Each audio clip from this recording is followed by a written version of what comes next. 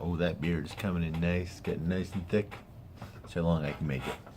Anyways, today's video, let's talk about my contest prep. A couple people asked me about it, do a video about it, so here we go. So my prep started 16 weeks out, so 4 months, which is pretty standard prep. I've done much longer ones. I was actually surprised it's only that long. So we started the prep and everything's going perfect. My trainer is a big believer in small changes in order to get the best results. Just like, adding small amounts of cardio at a time, changing the diet very, very slightly, but just continuously going with that. And we're doing everything was going great. And then all of a sudden, my body just stopped responding to the fat loss. And my trainer even said it was the weirdest thing he's ever seen in all his years of bodybuilding. That I have a striated chest, my shoulders are cut, my back is like grainy, but I'm still holding a lot of fat in my love handles. And granted, a lot of people hold fat in different areas, but you've never seen anybody hold this much in the area where everyone else is such low body fat. So about 3 weeks out, I was starting to worry that maybe we weren't going to make it in time. So I went to my coach and I said, can we still get there? Is this worth doing, or should we just pull the plug and wait till next year?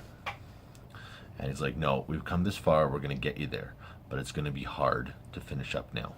And so sure enough, it was brutal. I was in the gym every morning, every night, still eating 6 times a day, but it was pretty lean food. A lot of chicken, a lot of broccoli, with some egg whites, that sort of stuff. And yeah, I just kind of kept pushing forward to it. He's not actually a big fan of cardio, but we had to get me to do cardio just to try and burn everything off we possibly could. And so it was just consistency, diet, training. You can ask any of my friends that are around me. When you're training for a contest and you're in prep, you're not the same person you are the rest of the year. You have trouble concentrating on even a conversation. Like, your attention span kind of sucks. Your brain is hungry. When your brain's that hungry, it doesn't quite function optimally. And I wouldn't say I was. So some people get really angry. I wouldn't say I was angry, but I was very easily annoyed. Let's put it that way. And a couple of my friends said, yeah, it was kind of hard to be around and there was one day in the gym where I was having a shitty day. This is right about the time my trainer said that we hit the 3-week mark. And we had to pick things up a little bit. And a couple of guys I know, we're talking a little bit, and they just kind of start, mocking me. Normally I can handle, the playful mocking. I'm like, guys, you know what? I was very open.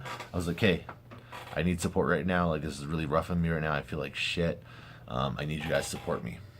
And then the one guy keeps going in on me and just making really dumb jokes. I'm like, you know what? I'm leaving, and just walked right out of there, right then and there. I was already done my workout at that point. So I'm like, no, I'm done.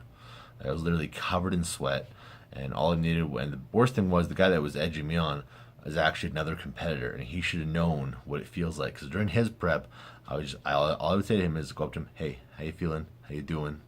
All right, you get back to your work. I'll talk to you later.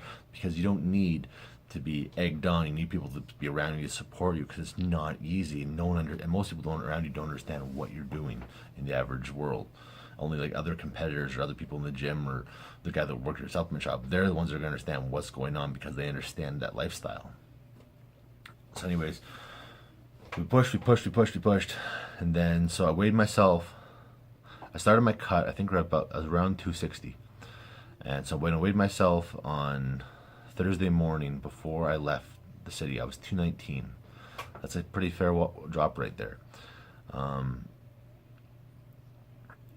And so I go up to Calgary. My mom actually drives me. I was planning to drive, but she's like, "You're tired. Let me drive the first part of the way." I pretty much slept the entire time. Only times waking up was to get my meals in along the drive, or not Calgary, Red Deer. Sorry, that show was in Red Deer. The only times I woke up was to get my water in and to get my food in me, because I was at a water loading phase that day. So we got up there, did everything. My training partner, he went up the next morning, I believe. I just wanted to get there nice and early, just get ready for everything. We had our spray tans the next day, got spray tanned. Always a unique thing, standing there literally buck naked while someone spray tans you. They always ask, do you want to get sprayed by a guy or a girl? And my thought is I don't really want to be naked in front of anybody right now, but I'd rather a guy wasn't staring at my drunk. So I get spray tanned, you get back to the hotel, and at this point I was doing my carb up and everything like that. It was going pretty good for the most part. It's starting to fill out a little bit, starting to tighten up. Well, at weigh-ins on the Friday, actually, once I dropped the water and they weighed me, that day I had been eating a lot of rice. And I was just devouring everything in front of me. I was eating 2 cups of rice in a couple minutes. And I text my trainer at noon, I'm still hungry. He's like, we've already given you 5 cups of rice since noon. And I was like, a little more than 5 cups, more 7 cups of rice by noon, I think.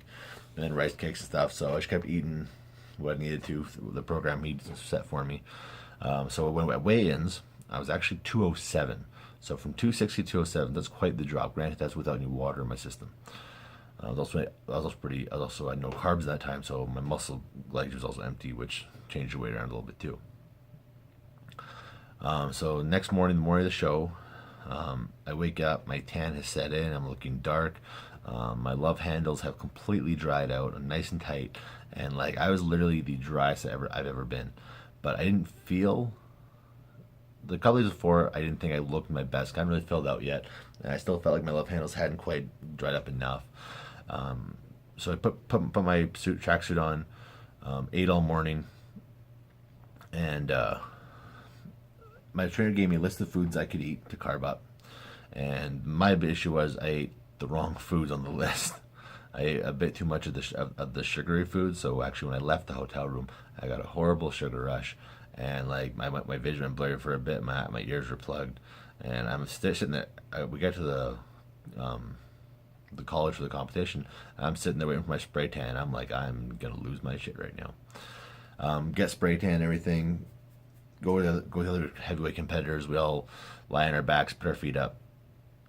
The same way all competitors do. Keep your legs elevated for a while. We go into the pump up room. At this point, I'm thinking, you know what? I don't feel good. I don't think I look very good. This is I was starting to actually feel a bit better by then because I didn't eat for a little while. I had some rice cakes and a little bit more candy before going on stage, just to get some sugar in me. And then it wasn't until I'm in the pump up room, lifted a couple weights, I started taking off my tracksuit. I realized everything has taken hold. I am dry. I am fuller than I was that morning. I am lean. I am tight. I am vascular everywhere. Actually, the second I took my tracksuit off, one of the competitors walked right up to me and said, "Dude, you are dry right now." And I'm like, I know. I was actually really happy with what I brought to stage. My routine went really well.